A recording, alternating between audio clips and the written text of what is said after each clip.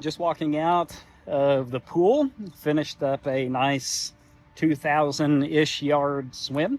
As you can probably tell from the goggles that have left their mark on me.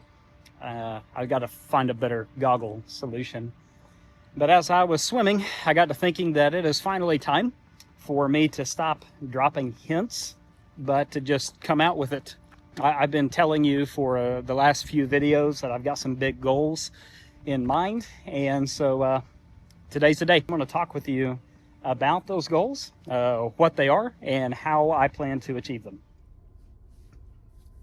So I've shared with you before that I've been in triathlon for a little while now. I'm by no means an expert or anything like that. I don't consider myself somebody who has all of the knowledge or all of the answers. I'm just an average amateur age group triathlete who is trying to better my life and enjoy myself in the process. And I've decided that I need something that scares me in order to keep me engaged and to keep me motivated and to keep me going. Whenever I first started triathlon, just simply doing a triathlon is what scared me. The thought of getting into the water to do a sprint, I was up almost the whole night before my first race, almost in a panic, because I just knew that I was going to drown, that I was going to have a cramp in the middle of the lake and I wasn't going to make it. And so just simply the act of getting outside and going to a race and doing something, that scared me, and that kept me on my toes, and that kept me focused on my training and engaged in the whole process. But after years of doing triathlon and completing races from a sprint distance all the way up to an Ironman, just completing races doesn't really motivate me anymore. I want to be somebody who doesn't just complete races, but I want to be competitive in those races. And I've been able to be competitive in some small local races. I've won my age group a few times, and that's been a blast to be able to do. But I want to be competitive at a full distance Ironman. And by competitive, I mean I want to qualify for Kona. And I know that that is at least somewhere in the mind of most triathletes, and that's a goal that so many people have set, and it's only a very small percentage that can make it. And in my age group, in Ironman, it's extremely competitive and so incredibly difficult to be able to achieve that. And so if I want to achieve that, I've got to be very specific about going about my training and hitting my targets in order to try to do that. And so my goal that I'm putting out there, and I'm speaking it into the universe, is that I want to qualify for Kona at Ironman Florida in 2026.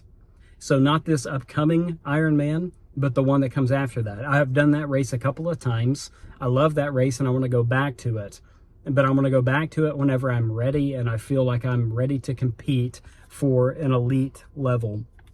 So I want to break that down for you just real briefly on my experience, where my strengths and where my obvious weaknesses are, and how I plan to correct those things. And maybe you can learn something from my process, or just follow me along the journey and learn from all of my mistakes, because I'm sure that there will be plenty of those.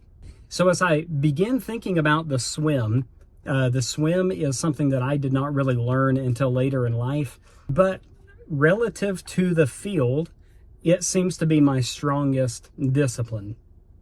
I'm not an elite swimmer by any means, but my last Ironman, I swam a 1:13 in the full distance, and I swam a 35, I believe it is, my last 70.3.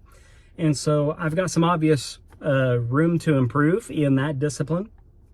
But relative to the field, I came out in pretty good position in both of those races. The bike, I love the bike. It's my favorite discipline. It's the one that I find easiest to motivate myself to get out the door and to go for a long ride. It's my favorite thing to do. I just love being on a bike. But my bike needs to improve if I want to hit that goal. My bike has been right around the 6-hour mark for both of the Ironmans that I've done. And that's got to improve by a significant margin if I want to be competitive in my age group. But I mentioned in a previous video that I've switched the training that I'm doing.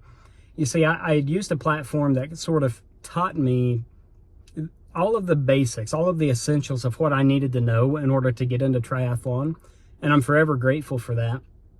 But I felt as though my training had stalled just a little bit and I wasn't breaking through, and so I've switched that up, my training, and I'm hoping for much better results on the bike.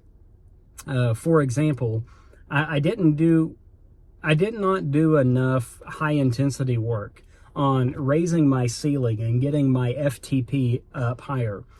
And that's something that's going to change with my new coaching. And in fact, I'm already seeing improvements in that. And so the first target that I'm going to be focusing on in order to reach that goal of qualifying in 2026 for Kona is that I'm going to raise my FTP. My goal, it is currently at 225, and my goal is to raise my FTP to 300 before Ironman Florida. And if I can achieve that goal, it's a massive goal. If I can achieve that goal, that'll put me in a great position to be where I want to be relative to the field on the bike.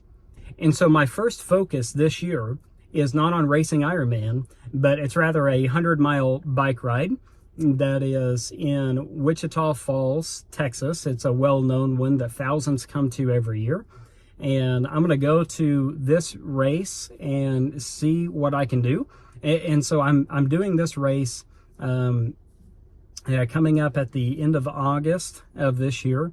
And so right now I am doing a little swimming and a little running, but I'm having a very strong bike focus and just primarily focusing on getting my power up and my ability to hold intensity for a long period of time. And so I'm going to have a strong bike focus. And then immediately after that race, I'm going to transition into a run focus. And I'm going to be running a half marathon in November.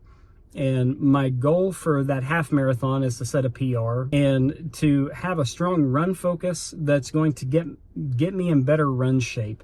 The run has always been my weakest link in long distance events. And it's not the normal reasons. A lot of people fall apart on the run and they begin to walk on the run due to poor training or not pacing right or nutrition issues. And I've had a really serious strain of bad luck on these long distance races. My first 70.3 at mile 2 of the run, I stepped off of a sidewalk and rolled my ankle and it swelled up real big. And so I limped essentially that half marathon, and it was a disaster. My first full distance Ironman, I had never swam in the ocean before, and I bypassed the showers to rinse myself off, and I'll spare you the details, but I was left with a lot of salt in my shorts, which led to a lot of uncomfortable feelings and bleeding, and I had a miserable marathon. And then my last Ironman, about a month before the race, I broke my foot. And I probably shouldn't have tried to do the race with a broken foot, but I was stubborn. I had already paid for the race. The family traveled, so I was going to do it. And about mile 60-ish on the bike, my foot was hurting so bad, I could not take in any more nutrition. I couldn't hold anything down because of the pain in my foot. And the marathon was a disaster there as well. So I've had a bad strain of luck, and I don't believe it really is indicative of the training or the shape that I was in. And so I'm confident I'll be able to avoid disaster. Third time will be the charm at this particular event. And so I'm going to have a very strong bike focus and a very strong run focus and try to bring them up to par with my swim, where my swim was. Then following that, I will transition then into Ironman training and setting my sights on this ultimate goal in triathlon. And that's something that I'm putting out there because I, just like whenever I signed up for an Ironman, I had no idea whether or not I would ever be able to do it. I thought it was crazy to be able to swim 2.5 miles and then to ride your bike for 112 and then to run a marathon. Who can do that? Well, I found out that a lot of people can do that, myself included. And so I'm putting out another goal that I have no idea whether or not I can achieve. But it's just far enough outside of my reach. It's going to keep me motivated and keep me on task. And so if you have any wisdom for me, feel free to drop those in the comments. I would love to learn from those who have had more success than what I have. And maybe you don't have any wisdom, but you have some big goals yourself. Let me know what your big goals are, and let's support each other along the way. Because no matter what you're going through in life, it's always important to give your life a second try. I'll see you next time.